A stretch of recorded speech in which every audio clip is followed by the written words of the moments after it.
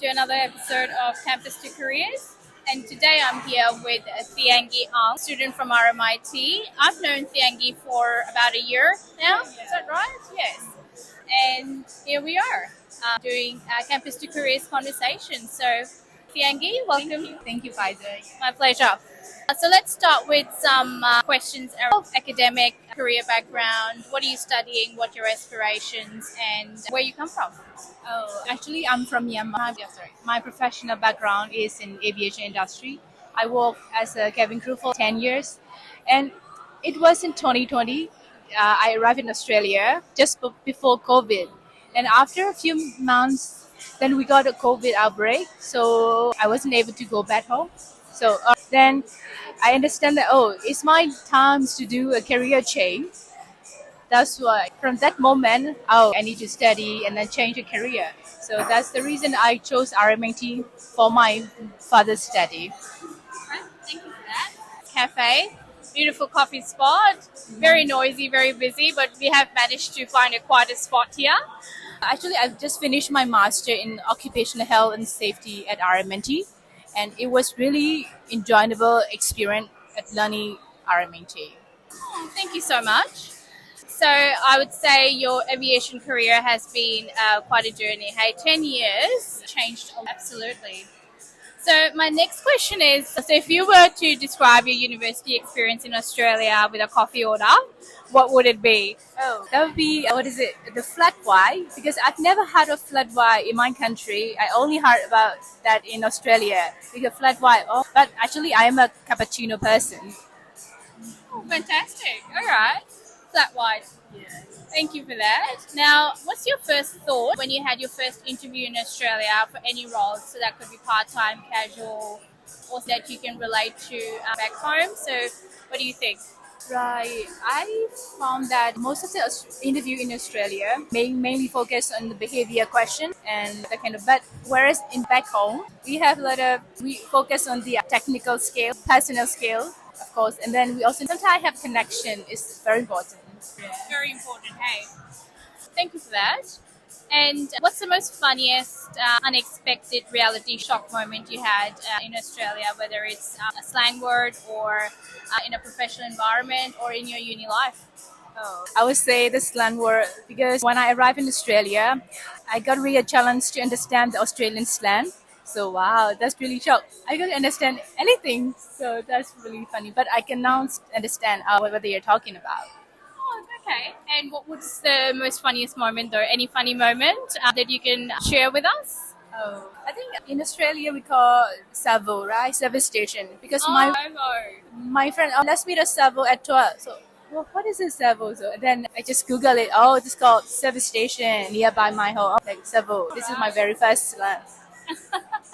That's good. Thank you for sharing with us. Now, something around the academics and career insights. So how different was it studying in Australia as compared to back home? I would say back home, we mostly focus on the theoretical things, literatures, everything. But whereas in Australia, we have both balance of theoretical and then practical thing. Especially at RMIT, I really enjoy the course because we have theoretical concept and also most of our assignments are the practical based, risk assessments and case study and that kind of practical thing. I really enjoyed it. Oh, thank you for that. What was the most fun thing about university life in specific in Australia? My funniest, that would be free food, queuing in the free food because Free food. that's really enjoyable. I think every Thursday we have free food at RMIT. That's the really enjoyable time. We can have a chat with a friend in the queue, right?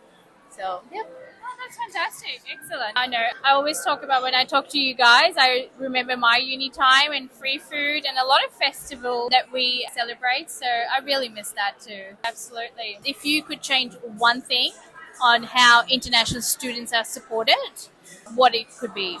I think that employment, because I understand that most of the employer in Australia, they want more like the local PR and citizen rather than permanent resident rather than international student. Of course, international student we have a job available for the part-time casual, but not for the permanent role, that kind of thing. So if we can improve that, then that would be really great for international students. Oh, thank you for that. And also from a university point of view, even though they have avenues around careers and employability, what you're saying is there should be more open channels around the international student element. That's correct. All right. Oh, thank you for that. Now, what's the one skill you've learned in Australia that you think will help you most in your career or throughout your studies? I think I would say communication skill, because RMIT they create a lot of workshops and personal development training. So that really make my skill develop.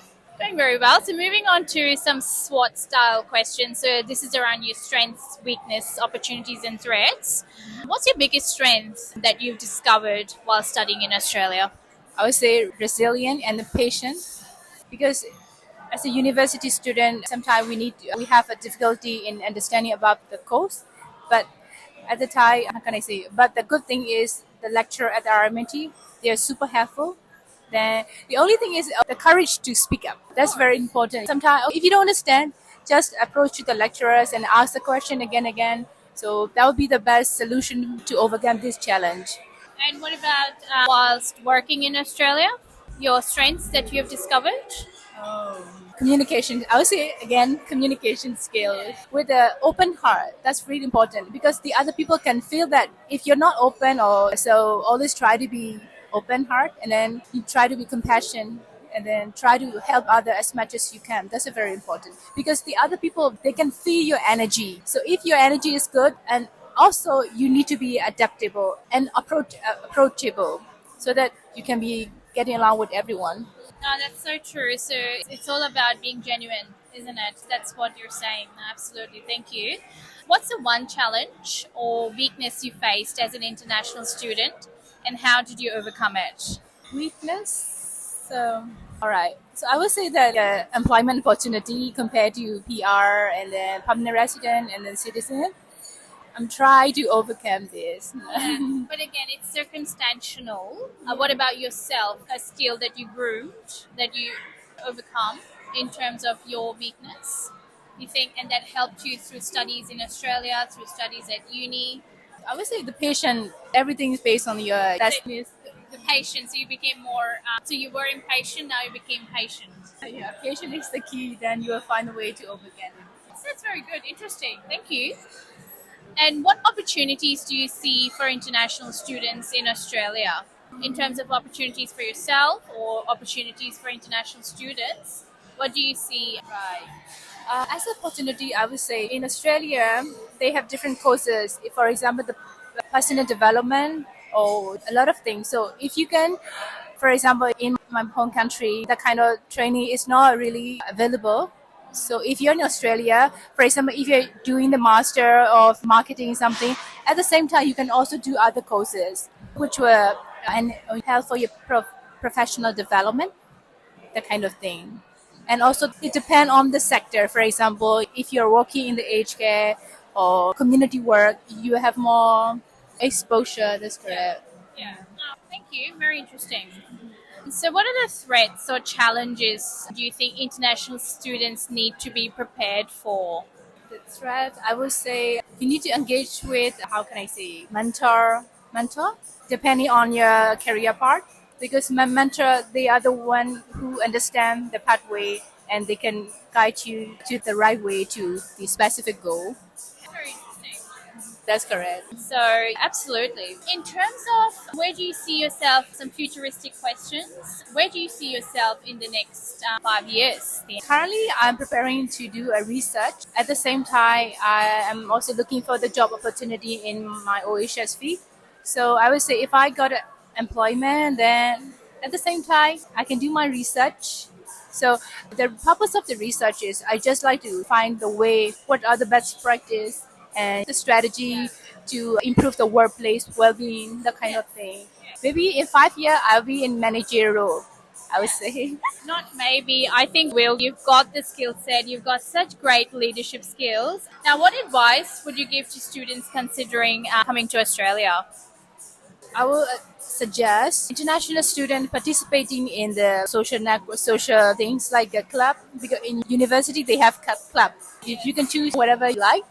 club or workshop or seminar. In that way, we can expand our network. Networking is very important in Australia. So this is one of the way that you can expand your network. So because in my during my course, I participated in peer mentoring. Oh, yes. So peer mentoring, yes, because normally I always mentor my classmate, not officially. Whenever they ask me about hey, Theingi, do you understand about the assignment one, assignment two, that kind of thing. So I try my best to mentor them. That's a really fulfilling job, I think. Absolutely. And I can see that in you, a great mentor and also a great learner at the same time. So you've got to give and take both, isn't it? So we were talking about mentors. So it's really good to be a mentor at the same time a learner. So it works both ways, isn't it? Yeah, that's correct. So I think for me, I believe the openness and then, how can I say, willingness to learn, that's very important. So if you, for example, some people say that, oh, I already know that. So they won't have a chance to learn if you think that you already know, right? So you need to open to learn everything. Then you can, how can I say, this is the way you can upgrade your skills and knowledge. You always be aspiring to learn. Thank you for that. Now coffees are here, so I'm going to push the cup across. Theingi, that's great. That's amazing. So once again, Higher Ground, one of the best coffees in Melbourne. So thank you for the suggestion, by the way. So that's really good. So in terms of sending some messages, if you were to send a message to Australian employers or recruiters, what would you like to pass on as a message? Oh, as I mentioned before, please give a chance to international students for the permanent role or whatever, because we have a lot of talented people. So if they can consider for them, it's also great for the company, right? If you have the really good talent. So that's the thing I want to request the employer in Australia for international students. To international students, because there is a lot of talent out there. It's just a matter of capturing the right skill set. So I totally hear you, and I hear a lot of international students saying pretty much the same thing. So definitely, I hope that is taken on board. Thank you. And the last question is around, if you had a chance to sit down with the Australian government or decision makers for 5 minutes, what would you like to suggest or ask? I would say to create a program that really support international students, because I understand that Australian GDP is, let's say in Victoria, this international education sector contributes a amount of money.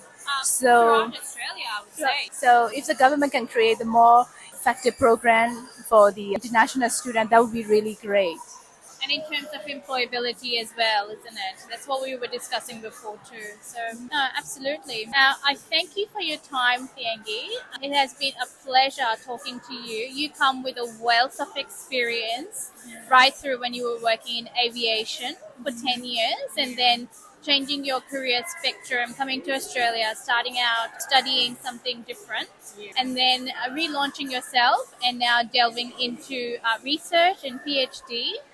So I really have learned so much from you, and I wish you all the best in your career journey. And as much as I can do anything for you, I'm only a phone call away, as always. So thank you for your time. Oh, thank you very much for inviting me, Faiza. No, she's a really good mentor. You're really good at guiding people and helping people. So thank you very much. My pleasure. Thank you. We'll tune in next time, and thank you for watching us. Thank you. Ciao.